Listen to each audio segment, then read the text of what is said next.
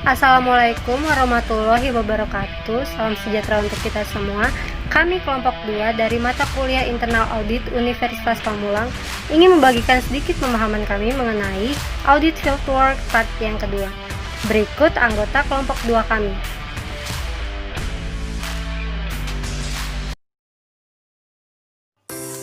Audit fieldwork merupakan proses audit untuk mendapatkan keyakinan melalui bukti yang dikumpulkan secara objektif atas klien dan mengevaluasinya atas kesesuaian dengan standar dan tujuan organisasi. Kemudian, hasilnya disajikan untuk manajemen dalam mengambil keputusan.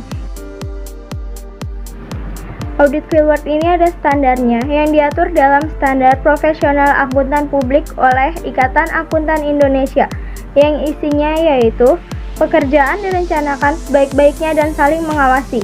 Auditor perlu memahami arus pengendalian internal. Auditor harus memperoleh bukti audit yang cukup, kompeten, dan relevan sebagai dasar menyatakan opini. Jenis penugasan audit.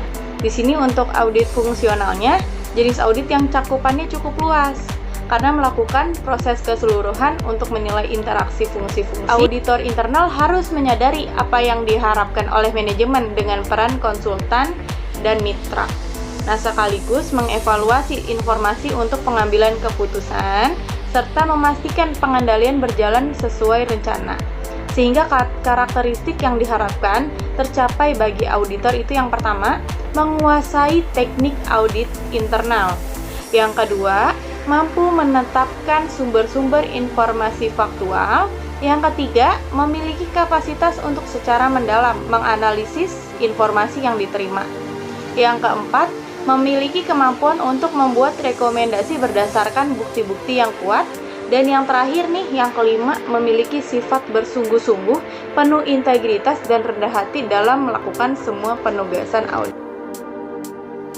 Audit organisasional memperhatikan kontrol administratif yang digunakan untuk memastikan aktivitas yang dilaksanakan.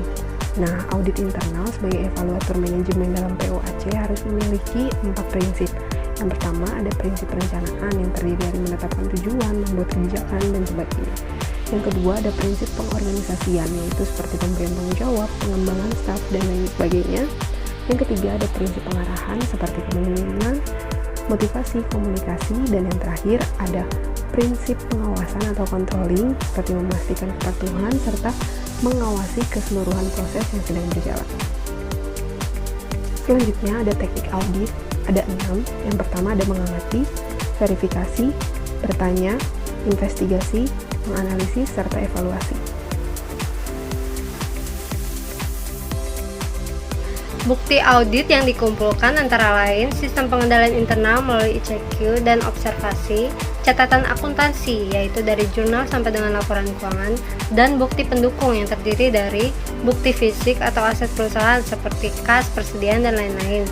Bukti dokumen yaitu bukti transaksi seperti faktur, nota, dan lain-lain. Bukti pengakuan yaitu surat atau pernyataan, dan bukti analitis yaitu hasil perhitungan dari auditor itu sendiri.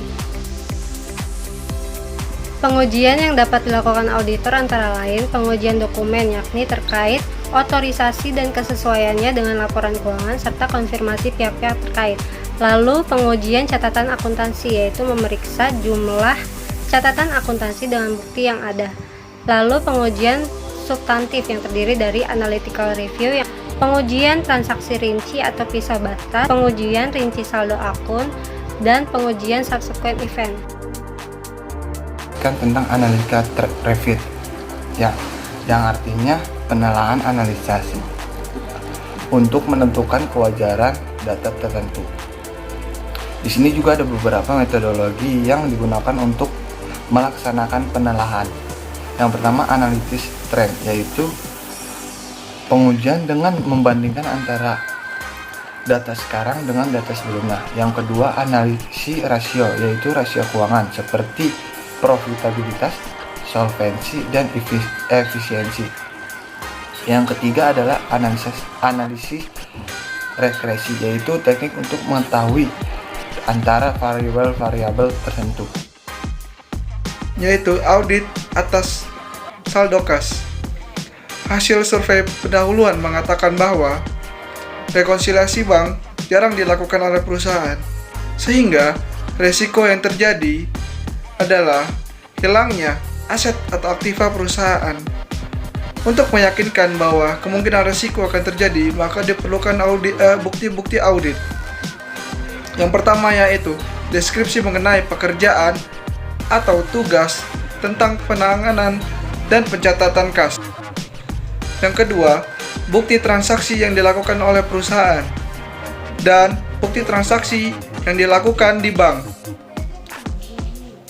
Dan yang terakhir adalah bukti fisik mengenai kas perusahaan. Bukti-bukti audit perlu dilakukan pengujian untuk memastikan bahwa bukti audit telah benar. Salah satunya adalah mengevaluasi SPI atau pemisahan tugas. Yang kedua adalah evaluasi mengenai rekonsiliasi bank.